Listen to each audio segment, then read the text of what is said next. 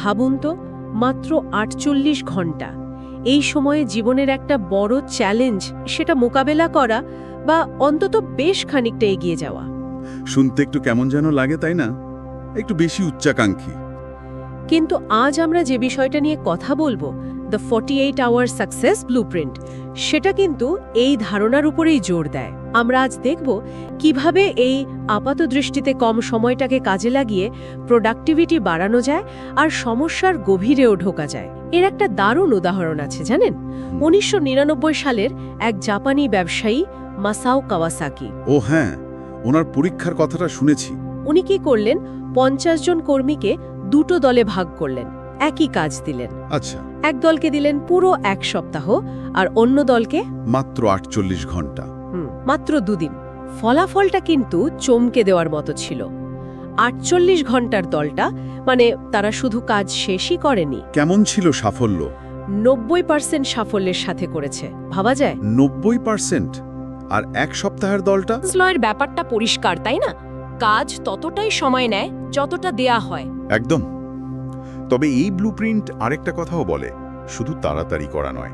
ঠিক, সময়ের চাপে যে মনোযোগটা তৈরি হয় সেটা অনেক সময় কাজের মানও বাড়িয়ে দেয়।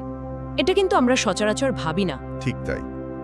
এই ৪৮ ঘন্টা কৌশলের কার্যকারিতার পেছনে আসলে মূল কারণটাই হলো ওই ডেডলাইনের চাপ। যখন আমাদের মস্তিষ্ক বোঝে যে সময় খুব কম, তখন সে অপ্রয়োজনীয় চিন্তাগুলো সেগুলোকে সরিয়ে দেয়। ফোকাসটা বেড়ে যায়। একদম। জরুরি বিষয়গুলোতে পুরো মনোযোগ দেয়। এটাকে আমরা বলতে পারি মস্তিষ্কের একটা সার্ভাইভাল মোড। টিকে থাকার চেষ্টা। হ্যাঁ, তবে এখানে টিকে থাকা মানে কাজটা শেষ করা। এই চাপটা মস্তিষ্কে কিছু কেমিক্যাল চেঞ্জ আনে। আচ্ছা, যেমন? যা আমাদের আরো বেশি ফোকাসড করে, কর্মক্ষম করে তোলে। আমরা তো এটা অনুভব করি, তাই না? পরীক্ষার আগের রাতে। ও হ্যাঁ, বা প্রজেক্ট জমা দেওয়ার শেষ মুহূর্তে। ঠিক। তবে এই ব্লুপ্রিন্টের আসল কথাটা হলো এই চাপটাকে শুধু হঠাৎ আসা বিপদ হিসাবে না দেখে এটাকে সচেতনভাবে ব্যবহার করা, একটা পদ্ধতি তৈরি করা। তার মানে ব্যাপারটা শুধু সময়ের অভাব নয়, বরং সেই অভাবটাকে একটা স্ট্র্যাটেজিক টুল হিসেবে কাজে লাগানো। হ্যাঁ ঠিক, এখানেই আসছে আমাদের প্রথম লেসন, ৪৮ ঘন্টার মনস্তাত্ত্বিক প্রভাব আর পার্কিনসন্স লকে বোঝা। ধরুন বন্ধুর বিয়ে, হাতে মাত্র ২ দিন। হ্যাঁ, খুব চেনা পরিস্থিতি। এতদিন ধরে কত কাজ ফেলে রাখা ছিল, কেনাকাটা, প্যাকিং। তখন কি হয়, সব যেন নিজে থেকে একটা গতি পেয়ে যায়। হ্যাঁ, অন্য কিছু ভাবার সময়ই থাকে না। একদম। স্টিভ জবস বা এলন মাস্কের মতো মানুষদের দেখুন, তারাও তো অসম্ভব ডেডলাইন ব্যবহার করেন। হ্যাঁ, নিজেদের আর টিমকে সেরাটা দেওয়ার জন্য একরকম চাপ তৈরি করেন। এর উল্টো দিকে আছে আমাদের ওই যে কাল করব বলার অভ্যাসটা, দীর্ঘশ্রুতিতা। এটাই হয়তো সবচেয়ে বড় বাধা। ঠিক বলেছেন। স্নায়ুবিজ্ঞানের দিক থেকে যদি দেখি, এই ডেডলাইনের চাপে কি হয়, মস্তিষ্ক অ্যাড্রেনালিন, ডোপামিন, এই নিউরোট্রান্সমিটারগুলো ছাড়ে। আচ্ছা, ডোপামিন, এটা তো মনোযোগ বাড়ায়, তাই না? হ্যাঁ, অ্যাড্রেনালিন দেয় তাৎক্ষণিক শক্তি, আর ডোপামিন বাড়ায় মনোযোগ আর প্রেরণা। এই অবস্থায় আমরা অনেক সময় একটা ফ্লো স্টেটে চলে যাই। Flow state? হ্যাঁ, মানে যখন কাজটা খুব সহজ লাগে। একদম, মনে হয় যেন কাজটা নিজে নিজেই হচ্ছে, বাইরের কোনো কিছু আর মনোযোগ সরাতে পারে না, আর কাজটা শেষ হলে একটা তৃপ্তি আসে। ওই ডোপামিনের জন্য। হ্যাঁ, মস্তিষ্কের রিওয়ার্ড সার্কিটটা সক্রিয় হয়, যা আবার আমাদের এইরকম ফোকাসড কাজ করতে উৎসাহ দেয়। তার মানে এটা শুধু মানসিক চাপ নয়, এটা একটা জৈব রাসায়নিক প্রক্রিয়া। ঠিক, যা আমাদের পারফরম্যান্সকে অন্য লেভেলে নিতে পারে। ব্লুপ্রিন্ট এটাই বলছে। এই প্রক্রিয়াটা বুঝে ব্যবহার করতে পারলে ৪৮ ঘন্টায় অনেক বড় কিছু শুরু করা সম্ভব। বোঝা গেল, সময়ের চাপ কিভাবে কাজ করে সেটা তো দারুণভাবে ব্যাখ্যা করলেন। কিন্তু শুধু চাপ থাকলেই তো হবে না, কোথায় চাপটা দেব, মানে লক্ষ্যটা কি? একদম ঠিক পয়েন্ট। এখানেই আসছে দ্বিতীয় লেসন, ৪৮ ঘন্টার জন্য স্মার্ট লক্ষ্য ঠিক করা। হ্যাঁ, ওই কথাটা তো খুব সত্যি। গন্তব্য না জানলে, মানে যে পথেই যান, ভুল মনে হবে। ঠিক। ৪৮ ঘন্টার চ্যালেঞ্জটা সফল করতে হলে লক্ষ্যটা খুব পরিষ্কার হওয়া দরকার, সুনির্দিষ্ট। আর এখানেই স্মার্ট ফ্রেমওয়ার্কটা কাজে আসে, তাই তো? স্পেসিফিক, মেজারেবল, অ্যাচিভেবল, রেলেভেন্ট আর টাইম বাউন্ড। মানে সুনির্দিষ্ট, পরিমাপযোগ্য, অর্জনযোগ্য, প্রাসঙ্গিক আর অবশ্যই সময়সীমা বাধা। একটা উদাহরণ দিলে কেমন হয়?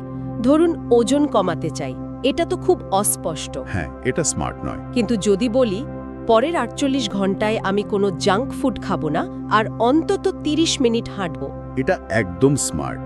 দেখুন, এটা সুনির্দিষ্ট, জাঙ্ক ফুড না, 30 মিনিট হাঁটা, পরিমাপযোগ্য, হ্যাঁ না, সময় মাপা যায়, অর্জনযোগ্য, 48 ঘন্টার জন্য সম্ভব, স্বাস্থ্যের সাথে প্রাসঙ্গিক, আর সময়সীমা তো আছেই 48 ঘন্টা। ঠিক।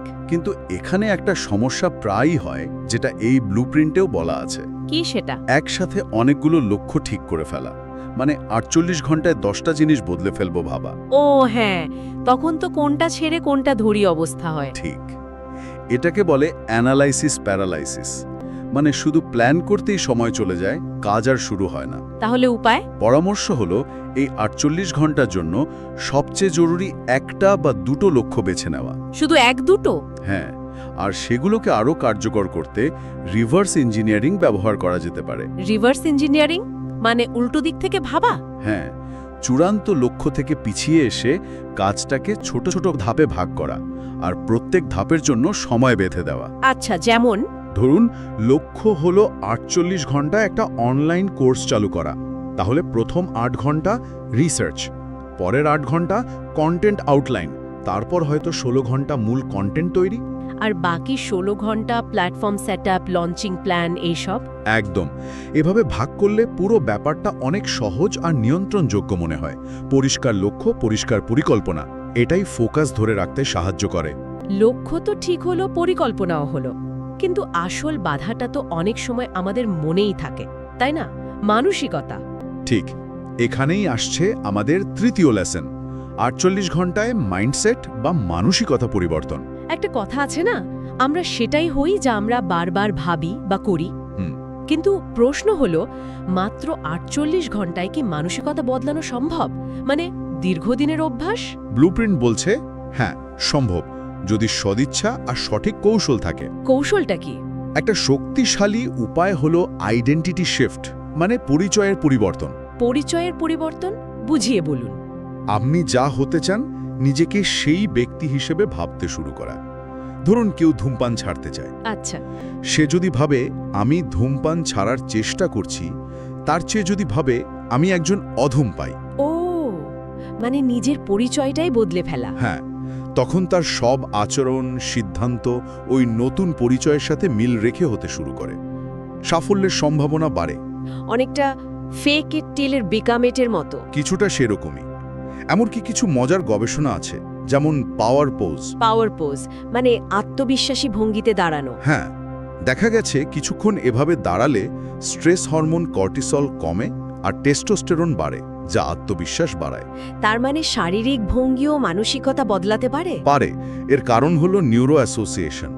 আমাদের মস্তিষ্ক আনন্দ খোঁজে, ব্যথা এড়ায়। হুম। যে কাজের সাথে আনন্দ বা পুরস্কারের অনুভূতি জুড়ে যায়, মস্তিষ্ক সেটা বারবার করতে চায়। আর যেটাতে কষ্ট বা নেগেটিভ ফিলিংস, সেটা এড়িয়ে চলে। যেমন ধরুন ব্যায়াম, ভাবলেই যদি ক্লান্তি বা কষ্টের কথা মনে আসে, তাহলে জিমে যেতে ইচ্ছে করবে না। ঠিক।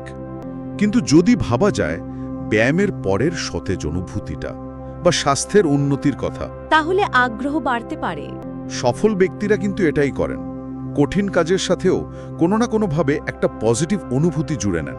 তাহলে মানসিকতা বদলাকে হলে ব্লুপ্রিন্ট বলছে তাৎক্ষণিক পদক্ষেপ নিতে। একটা নতুন সিদ্ধান্ত নিন, এই বিষয়ে পড়ুন বা কারোর সাথে কথা বলুন। এই 48 ঘন্টার সময়টাকে ব্যবহার করুন নতুন মানসিকতাটাকে গ্রহণ করার জন্য। চিন্তা বদলালে কাজ বদলাবে, কাজ বদলালে ফলাফল। একদম। মানসিকতা বদলানো বা লক্ষ্য ঠিক করা তো হলো, কিন্তু আসল চ্যালেঞ্জ তো সেটা ধরে রাখা, তাই না? অভ্যাস তৈরি করা। ঠিক, এটাই চতুর্থ লেসন। 48 ঘন্টার পরেও টিকে থাকবে এমন অভ্যাস তৈরি। নতুন বছরে কত রেজলিউশন নেওয়া হয়, জিমে যাব, বই পড়ব। হ্যাঁ, কিন্তু কদিন টেকে? সেটাই, বেশিরভাগই কয়েক সপ্তাহ পর হারিয়ে যায়। কেন এমন হয়? এর উত্তরটা আছে হ্যাবিট লুপ বা অভ্যাসের চক্রে। Habit loop? হ্যাঁ, প্রত্যেক অভ্যাসের 3টে অংশ থাকে। কিউ বা ট্রিগার মানে সংকেত, যা অভ্যাসটা শুরু করায়। আচ্ছা। তারপর রুটিন মানে আসল কাজটা, আর শেষে রিওয়ার্ড, পুরস্কার বা প্রাপ্তি। Trigger, routine, reward. কোনো অভ্যাস বদলাতে বা তৈরি করতে হলে এই 3টে অংশ নিয়েই কাজ করতে হয়। একটা উদাহরণ দিন না। ধরুন কেউ সন্ধ্যার পর টিভি দেখতে দেখতে চিপস খায়, এই অভ্যাসটা বদলাতে চায়। এখানে ট্রিগার হতে পারে টিভি দেখা, রুটিন হলো চিপস খাওয়া, আর রিওয়ার্ড হয়তো মুখরোচক স্বাদ বা একঘেয়েমি কাটানো। আচ্ছা, অভ্যাসটা বদলাতে হলে কি করতে হবে? ট্রিগার টিভি দেখা আর রিওয়ার্ড স্বাদ বা একঘেয়েমি কাটানো একই রাখুন, শুধু রুটিনটা চিপস খাওয়া পাল্টে দিন।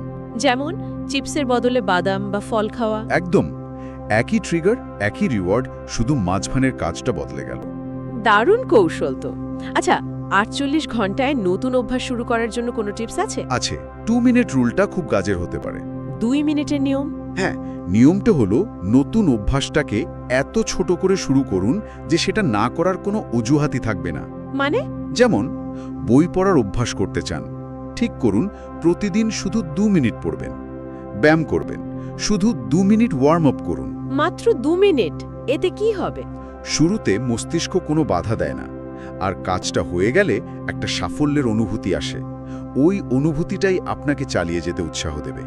হয়তো 2 মিনিটের জায়গায় 5 মিনিট বা 10 মিনিট করে ফেললেন। ইন্টারেস্টিং। আর কিছু? আরেকটা হলো হ্যাবিট স্ট্যাকিং, মানে অভ্যাস জোড়া লাগানো। সেটা কেমন? আপনার পুরনো কোনো অভ্যাসের সাথে নতুন অভ্যাসটাকে জুড়ে দিন। যেমন সকালে দাঁত ব্রাশ করার ঠিক পরেই 2 মিনিট মেডিটেশন করবেন।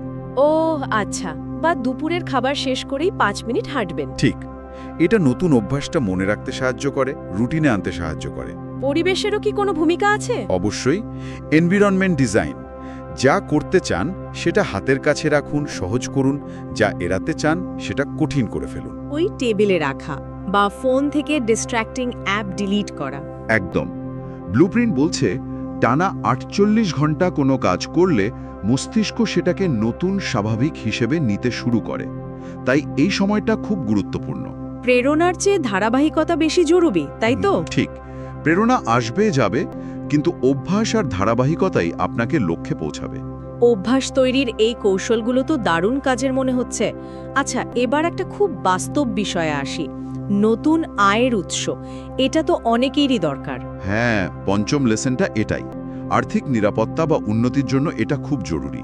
বেশিরভাগ মানুষ তো একটা চাকরির আয়ের উপরেই নির্ভর করে। হ্যাঁ, কিন্তু একাধিক আয়ের উৎস থাকলে চাপ কমে, স্বাধীনতা বাড়ে। আর ব্লুপ্রিন্ট বলছে এটার শুরুটাও 48 ঘন্টায় করা সম্ভব। 48 ঘন্টায় নতুন আয়ের পথ খোঁজা, সত্যি? হ্যাঁ, অন্তত প্রথম ধাপটা শুরু করা। প্রথম বাধাটা তো মানসিক। অনেকে ভাবে নতুন কিছু শুরু করতে অনেক টাকা লাগে বা বিশেষ প্রতিভা লাগে। হ্যাঁ, এই ধারণাটা খুব কমন। এই ধারণা থেকে বেরোতে হবে। ব্লুপ্রিন্ট 3টে ধাপের কথা বলছে। কি কি ধাপ? প্রথমত, নিজের শক্তি বা স্কিলগুলো চেনা। আপনি কিসে ভালো? লেখা, ডিজাইন, শেখানো, কথা বলা, প্রোগ্রামিং। আপনার কোনো জ্ঞান বা দক্ষতা অন্যদের কাজে লাগতে পারে। নিজের শক্তিটাকে জানা, ঠিক। দ্বিতীয় ধাপ? দ্বিতীয়ত, এমন উপায় খোঁজা যাতে কম বা শূন্য বিনিয়োগে শুরু করা যায়।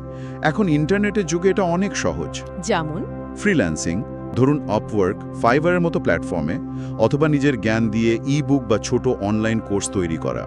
অ্যাফিলিয়েট মার্কেটিং, ড্রপশিপিং বা ছোট ব্যবসার সোশ্যাল মিডিয়া ম্যানেজমেন্ট, এগুলোর অনেকগুলোই প্রায় বিনা খরচে শুরু করা যায়। আচ্ছা, আর তৃতীয় ধাপ? তৃতীয় এবং সবচেয়ে গুরুত্বপূর্ণ ধাপ, 48 ঘন্টার চ্যালেঞ্জ নেওয়া। একটা আইডিয়া বা প্ল্যাটফর্ম বাছুন আর পরের 48 ঘন্টায় প্রথম পদক্ষেপটা নিন। প্রথম পদক্ষেপ মানে কি করা? ধরুন ফ্রিল্যান্সিং করবেন। প্রথম 24 ঘন্টা মার্কেটপ্লেস রিসার্চ করুন, প্রোফাইল বানান। পরের 24 ঘন্টায় প্রথম সার্ভিস বা গিগের একটা খসড়া তৈরি করুন বা প্রথম ক্লায়েন্টের জন্য আবেদন করুন। ও, মানে অ্যাকশনে নেমে পড়া। একদম। এখানেও কিন্তু পার্কিনসন্স ল কাজ করবে। ডেডলাইন আছে বলে আপনি দ্রুত কাজটা করার চেষ্টা করবেন। শুরু করাটাই আসল, পরে ধীরে ধীরে উন্নতি করা যাবে। দারুণ। তাহলে পরিকল্পনা, মানসিকতা, অভ্যাস, এমনকি নতুন আয়ের শুরু সবই 48 ঘন্টায় সম্ভব। কিন্তু এই সবকিছুর পেছনে মূল চালিকা শক্তিটা কি? ষষ্ঠ লেসন সেটাই বলছে, শৃঙ্খলা বা ডিসিপ্লিন, আর ধারাবাহিকতা বা কনসিস্টেন্সি। ডিসিপ্লিন আর কনসিস্টেন্সি। পরিকল্পনা যতই ভালো হোক, আইডিয়া যতই দারুণ হোক, এই দুটো জিনিস না থাকলে কিছুই দীর্ঘমেয়াদে টেকে না। ঠিক, আমরা তো প্রায়ই দেখি দারুণ উৎসাহ নিয়ে কিছু শুরু হয়, কিন্তু কদিন পরে আগ্রহটা চলে যায়। এখানেই 90% মানুষ আটকে যায়। কিন্তু ভালো খবর হলো ডিসিপ্লিন তো জন্মগত নয়, তাই না? একদম না। এটা একটা পেশির মতো, চর্চা করলে বাড়ে, শক্তিশালী হয়। আর এই 48 ঘন্টার চ্যালেঞ্জটা সেটা ডিসিপ্লিন চর্চা শুরু করার একটা ভালো উপায় হতে পারে। ঠিক তাই, প্রথম ধাপ। আচ্ছা, এই শৃঙ্খলা বজায় রাখার ক্ষেত্রে সাধারণ ভুলটা কি হয়? একটা বড় সমস্যা হলো অল অর নাথিং মানসিকতা, মানে হয় পুরোটা করব, না হলে কিছুই করব না। উদাহরণ দিন তো। ধরুন ঠিক করলেন রোজ 30 মিনিট ব্যায়াম করবেন, কোনোদিন পারলেন মাত্র 15 মিনিট। তখন মনে হয় ধুর, আজ হলো না, কাল থেকে আবার ভালো করে করব। এটাই ভুল। ধারাবাহিকতা মানে প্রতিদিন নিখুঁত হওয়া নয়, ধারাবাহিকতা মানে থেমে না যাওয়া, প্রতিদিন কিছু না কিছু করা। তার মানে 15 মিনিট ব্যায়ামও 0 মিনিটের চেয়ে ভালো? অনেক ভালো। এখানেও ওই 2 মিনিট রুল কাজে আসতে পারে। যখন কিছুই করতে ইচ্ছে করছে না, শুধু 2 মিনিটের জন্য শুরু করুন। হ্যাঁ, শুরু করলে হয়তো দেখা যাবে আরও কিছুক্ষণ করা গেল। ঠিক। আর যখন আলসেমি লাগে, অজুহাত আসে মনে, তখন নিজেকে একটা প্রশ্ন করুন। কি প্রশ্ন? আজকের এই ছোট কাজটা যদি না করি, তাহলে আমার যে বড় লক্ষ্যটা আছে সেটা কি আরও একটু দূরে সরে যাবে না? বাহ, এটা তো দারুণ কার্যকর হতে পারে। ধারাবাহিকতা রাখতে ছোট ছোট জয়গুলোকে উদযাপন করা, নিজের অগ্রগতি ট্র্যাক করা, যেমন ডায়েরি লেখা বা অ্যাপ ব্যবহার করা। আর কাউকে জানানো, মানে জবাবদিহিতা। হ্যাঁ, বন্ধু বা মেন্টরকে জানানো, এটাও খুব সাহায্য করে। বোঝা গেল। পরিকল্পনা, অভ্যাস, আয়, শৃঙ্খলা সব বিষয় তো ছুঁয়ে গেলাম আমরা। এবার শেষ লেসন, তাই না? লেসন 7। হ্যাঁ, 48 ঘন্টার পরেও অগ্রগতিটা বজায় রাখা। ঠিক। 48 ঘন্টার ওই দারুণ স্প্রিন্টের পর কি হবে? আসল চ্যালেঞ্জ তো মনে হয় তখনই শুরু হয়, ওই গতিটা ধরে রাখা। একদম। তাই 48 ঘন্টা শেষ হওয়ার পর একটু থামা দরকার, রিভিউ করা দরকার। রিভিউ? কি রিভিউ করব? কি অর্জন হলো, কোনটা ভালো কাজ করেছে, কোনটা করেনি। এই কাজ বা অভ্যাসটা যদি পরের 1 সপ্তাহ বা 1 মাস চালিয়ে যাই, তাহলে কেমন হতে পারে? মানে একটা সেলফ অ্যাসেসমেন্ট। হ্যাঁ। আর এরপরের লক্ষ্য হলো মোমেন্টাম লস এড়ানো, মানে যে গতিটা তৈরি হয়েছে সেটাকে থামতে না দেওয়া। কিভাবে? আবার ওই কৌশলগুলোই কাছে লাগাতে হবে। হ্যাবিট স্ট্যাকিং, 2 মিনিট রুল, নতুন অভ্যাসটাকে বা কাজটাকে দৈনন্দিন রুটিনের সাথে আরও শক্ত করে বাঁধতে হবে, যাতে এটা প্রায় অটোমেটিক হয়ে যায়। কিন্তু একটা সমস্যা তো আসতেই পারে, একঘেয়েমি। অবশ্যই, যে কোনো কাজেই একঘেয়েমি আসতে পারে। শৃঙ্খলা মানেই তো হলো ভালো না লাগলেও, বোরিং লাগলেও জরুরি কাজটা করে যাওয়া। এই পর্যায়ে জবাবদিহিতা, নিজের অগ্রগতি নিয়মিত দেখা, এগুলো আরও বেশি জরুরি হয়ে পড়ে। তাহলে একটা টাইমলাইন কেমন হতে পারে? একটা কাঠামো হতে পারে এরকম: 48 ঘন্টা একটা শক্তিশালী শুরু, তারপর 7 দিন রুটিনে অভ্যস্ত হওয়া, 21 দিন অভ্যাসটাকে দৃঢ় করা, 90 দিন এটাকে জীবনযাত্রার অংশ বানিয়ে ফেলা। তার মানে 48 ঘন্টা শুধু শুরুটা, আসল খেলাটা লম্বা দৌড়ের। ঠিক। 48 ঘন্টার কৌশলটা একটা স্প্রিন্ট নয়, এটা ম্যারাথন শুরু করার লঞ্চ প্যাড। তাহলে পুরো আলোচনার সারমর্মটা কি দাঁড়ালো? জীবনের মোড় ঘোরানোর জন্য বা বড় কোনো লক্ষ্যে পৌঁছানোর জন্য মাসের পর মাস বা বছরের পর বছর অপেক্ষা করার দরকার নেই।